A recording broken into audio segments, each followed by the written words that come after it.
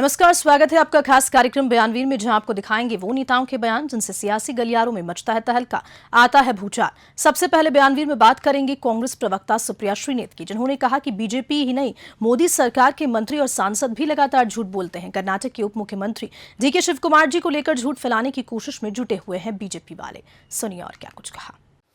पूरी की पूरी बीजेपी, मोदी सरकार के मंत्री और सांसद लगातार झूठ बोलते हैं। आज कर्नाटका के उप मुख्यमंत्री डीके शिव कुमार जी को लेकर उन्होंने झूठ फैलाने की हर संभव कोशिश करी, पूरे दिन जुटे रहे। यही नहीं, कर्नाटका में मुस्लिम आरक्षण को लेकर भी निरंतर आपको झूठ बताया गया है और इसलिए आपका सच जानना जरूरी है। असल में हाल ही में पेश हुए बजट में कर्नाटका की कांग्रेस सरकार ने एक क्रांतिकारी कदम उठाया। एससी, एसटी, ओबीसी और सारी जो आरक्षित कैटेगरीज हैं, उनके लिए सरकारी ठेकों में आरक्षण की सीमा को 1 करोड़ से बढ़ाकर 2 करोड़ रुपए कर दिया गया। याद रखिएगा, यह कांग्रेस की ही सरकार थी जिसने 2015 में दलितों और आदिवासियों, एससी और एसटी को 24% आरक्षण दिया था सरकारी ठेकों में, जो 2017 में लागू हुआ था और इसको हाईकोर्ट ने भी बीजेपी की 31 सालों में 2006 में बनी, 8 में बनी, 2019 में बनी, उन्होंने कभी इसकी मुखालिफत नहीं की, इसकी कभी खिलाफ नहीं गए। इनफैक्ट 11 साल से जो मोदी सरकार है, उन्होंने भी इस आरक्षण पे कभी सवाल नहीं उठाया क्योंकि ये पिछड़ेपन पे आधारित था। तो यकाएक उन लोगों को क्या दिक्कत होने लगी? क्या वो सरकारी ठेकों में दलितों, आदिवासियों, पिछड़ों को मिलने वाले आरक्षण के खिलाफ है, या ये वो वस्तुतः अपने असली रंग दिखा रहे हैं और वो असली रंग हमेशा से आरक्षण के खिलाफ रहा है? असल में तो झूठ परोसने के बजाय नरेंद्र मोदी की सरकार को, उनके मंत्रियों को, उनके सांसदों को खुलकर बताना चाहिए कि आरक्षण पर उनका मत क्या है। क्योंकि बार बार आरएसएस बात करता है आरक्षण के खिलाफ, बीजेपी बिल्कुल चाहती है आरक्षण खत्म हो जाए।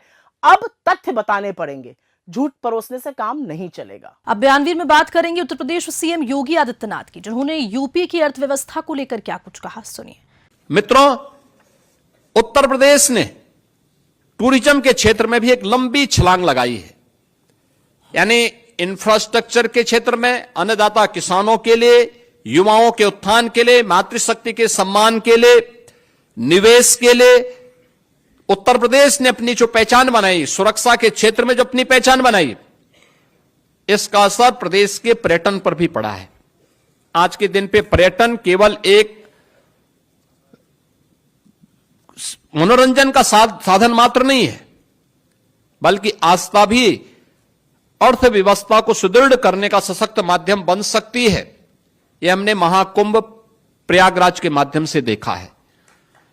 प्रयागराज महाकुंभ ने अलग अलग सेक्टर में नई नई संभावनाओं को आगे बढ़ाया और उसी दिशा में आज गत वर्ष उत्तर प्रदेश में कुल जो टूरिस्ट आए थे वह 67 करोड़ आए थे और लगभग इतने टूरिस्ट अकेले महाकुंभ प्रयागराज में इस वर्ष आए हैं।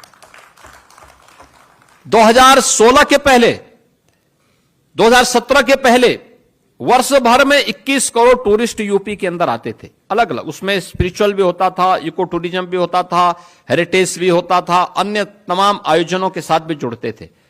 आज ये संख्या बहुत बड़ी हो चुकी है और इसमें दोनों डोमेस्टिक भी हैं और फॉरेन से भी आए हैं।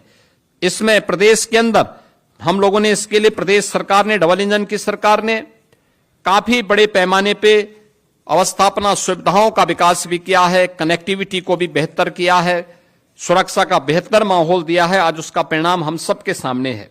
और इसी बयान के साथ बयानवीर में इतना ही। नमस्कार।